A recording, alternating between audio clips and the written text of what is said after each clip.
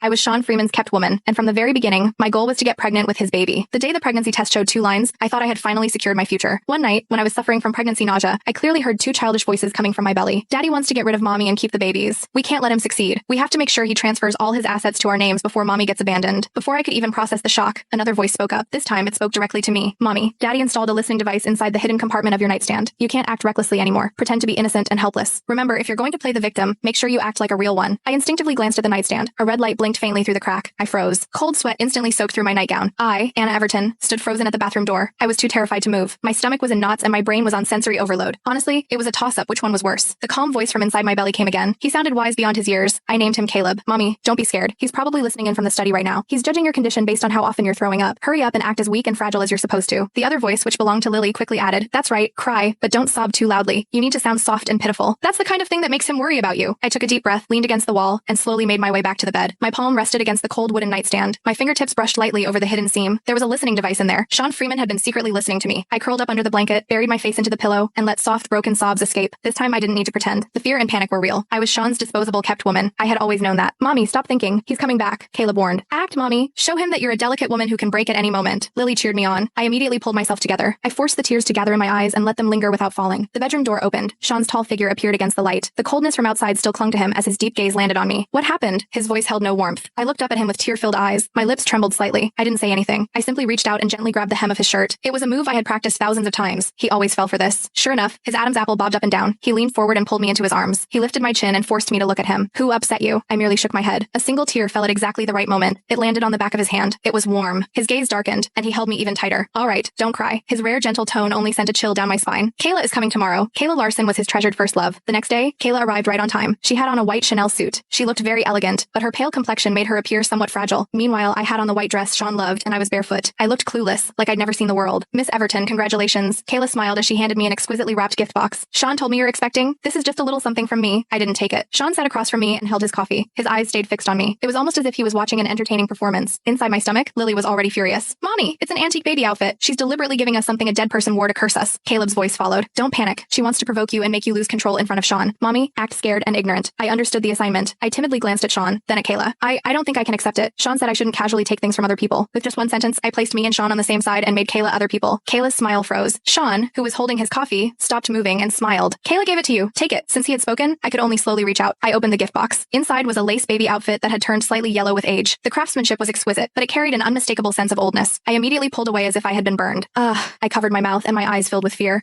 Where did you get this? Could there be bacteria on it? My babies could get sick, I said through choked sobs. I sounded naive and foolish. Kayla's face turned pale. Her expression darkened. Miss Everton, this was handmade for the Furcanso royal family. It's priceless. But it's so old. I pouted. Tears gathered in my eyes. Sean, I'm scared. I turned to face Sean. It looked like I was asking him to protect me. Sean put down his coffee cup. He stood up and walked over to me before pulling me into his arms. He didn't even look at Kayla. He simply told the butler, Walter, put it away. Burn it later. He then lowered his head and whispered next to my ear. Stop crying. Kayla left. As she walked away, the hatred in her eyes was so intense it felt like she wanted to tear me apart. Sean, however, acted as if nothing had happened. He held my chin and forced me to drink a glass of prenatal vitamin supplements. The bitter liquid made my entire face scrunch up. He laughed and brushed a finger against my lips. You're so spoiled. I couldn't tell whether it was praise or mockery. Mommy, he's going to a private auction tonight, Caleb suddenly said. He'll take you with him. Why? My heart clenched. Kayla always went to places like that. It's a trap, Caleb answered immediately. He's using you to lure someone out. Who? His illegitimate older brother, Steve Freeman. I was taken aback. Did the Freeman family have an illegitimate son? I had never heard of that. Steve has always wanted a share of the family fortune, but he never had a chance. Tonight's auction has something that belonged to his mother. Sean deliberately leaked the information to draw him out. What is it? A jade hairpin. What does that have to do with me? Sean told outsiders that the jade hairpin was something he bought for you as a reward after you give birth to his heir. Lily kicked angrily inside me. Daddy is awful. He's using us as bait. Caleb remained calm. Mommy, this is our chance. You can't make a mistake. You need to perform perfectly. That night, Sean really did take me to the auction. The venue was filled with wealthy elites. Everyone had on expensive clothes and carried an air of arrogance. Kayla was there too. She moved around Sean like she was his wife. Meanwhile, I was nothing more than a decoration. Sean pushed me into my seat and warned me, stay here. Don't move around. I obediently nodded. The auction began. One item after another was presented. Finally, the jade hairpin appeared. It was emerald green. A lifelike lotus flower was carved into the tip. This is the silent lotus. The starting bid is $500,000. Kayla looked at Sean, her eyes filled with confidence. Everyone knew Kayla loved lotus flowers, but Sean didn't even raise his bidding paddle. The price continued climbing. Soon it reached $1.5 million. Suddenly, a bidding paddle with an unfamiliar number was raised. $2 million. There were gasps in the crowd. I saw Sean's hand gripping the armrest. His knuckles had turned white. Beside him, Kayla's expression had become extremely horrid. Sean, that man. Sean ignored her. He turned his head and looked at me. His gaze was sharp enough to pierce straight through me. Do you like it? My entire body stiffened. The 2 little ones inside me held their breath too. This was a lose-lose situation. If I said I liked it, Sean would think I was greedy and that I was working with Steve. If I said I didn't like it, I would seem fake. Caleb analyzed the situation situation quickly. Say that you're not worthy of it. Make it sound like you're beneath everyone else. I bit my lower lip and gently shook my head. It's too valuable. My voice was soft. It carried a hint of humility and fear. I'm just someone who's here to give you children. I'm not worthy of something this precious. Sean's expression changed instantly. The sharp suspicion in his eyes faded. Instead, something complicated appeared. He lifted his hand and intended to ruffle my hair like he usually did, but I flinched. His hand froze in midair. Inside the auction venue, the price had already climbed to $3 million. The mysterious bidder was now fighting against another buyer. Sean's phone suddenly vibrated. He glanced at it and immediately narrowed his eyes. He stood up abruptly and grabbed my wrist before dragging me away. The force was so strong that it almost crushed my bones. Sean, what are you doing? I cried out in pain. He didn't answer. He only dragged me through the crowd. Under everyone's shocked gaze, he shoved me into the car. After we returned to the villa, he threw me onto the sofa. Talk. What is your relationship with Steve? He asked through clenched jaws. The pain brought tears to my eyes. My wrist was already red and swollen. I don't know him. I have no idea who he is. You don't know him? He sneered. He then tossed his phone in front of me. There was a text message on the screen. I'm determined to get the hairpin. I'm also very interested in your woman. The sender was Steve. My mind went blank. This was a setup within a setup. Mommy, don't panic. This is a false accusation. Lily shouted anxiously. He won't believe you. Caleb's voice was cold. He only believes the evidence in front of him. Sean leaned forward. His hands pressed against the sofa on either side of me. His shadow completely covered me. Anna, didn't I warn you to behave? I could feel his breath against my face. It reeked of tobacco and rage. I gave you the best life possible, and this is how you repay me? That's not true. I screamed back through my tears. I really don't know him. This must be Kayla. She's jealous because I'm carrying your children. Feeling desperate, I could only redirect the blame elsewhere. Kayla? Sean looked like he had heard the funniest joke in the world. Why does she need to be jealous of you? Those words felt like a knife stabbing directly into my heart. He was right. Who was I to say that? I was nothing but a surrogate tool for bearing his children, and I could be replaced any time. How could I ever compare myself to the woman he truly loved? A sense of sorrow filled my chest. Just as I was about to break down crying, Caleb's voice came like a tranquilizer. Mommy, don't just cry. Look into his eyes. Use the most innocent expression possible. Cry like you depend on him. Make him feel like he's your only lifeline. I immediately looked up. Ignoring the pain in my wrist, I reached out with trembling fingers and grabbed his sleeve like I was holding onto the only piece of driftwood keeping me alive. I looked at him. Tears welled up in my eyes. My voice turned hoarse. Sean, I'm not afraid of you. I'm only afraid you'll misunderstand me. I'm afraid you won't want me anymore. You're all I have. My reaction seemed to surprise Sean. His rage calmed a little. Mommy, don't give up. Keep crying. Make him feel sorry for you. Lily encouraged me. I cried even harder. My entire body trembled. Sean, I only wanted to give birth to our children, I said through choked sobs. If you don't believe me, then let's just get rid of them. After saying that, I closed my eyes. I was gambling on how much Sean cared about our two children. I could feel Sean's breath close to me. I didn't know how much time had passed. Finally, he straightened up. Don't let me find out you're lying, he said before turning around and slamming the door shut. I let out a sigh of relief, but the fear still lingered. Mommy, you were amazing. Lily cheered inside my belly. Caleb immediately rained on our parade. Don't celebrate just yet. He's only temporarily convinced. The listening device is still there. He'll monitor you 24 hours a day. I climbed off the sofa, walked into the bathroom, and turned on the faucet. The loud sound of running water temporarily blocked the recording. I stared at my pale face in the mirror. My eyes were swollen from crying. For a moment, I couldn't even recognize myself. What am I supposed to do? I asked my babies inside me. Turn his plan against him. Caleb's voice came clearly. He suspects that you have a connection with Steve, doesn't he? Then we'll let him see you actually have one. I froze.